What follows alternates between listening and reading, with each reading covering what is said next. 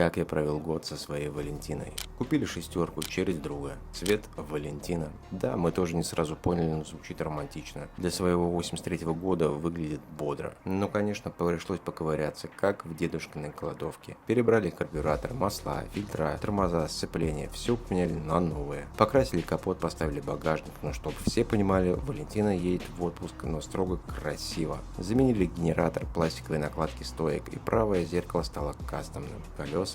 Купили несколько комплектов, потому что один стиль это для скучных людей. Навалили красоты с Candy Red. Добавили флиперы, карп-филлеры для понтов. Подвеска чуть стала ниже, без фанатизма. Из дедовской шестерки в уличную икону. Валентина теперь не просто машина, она красотка.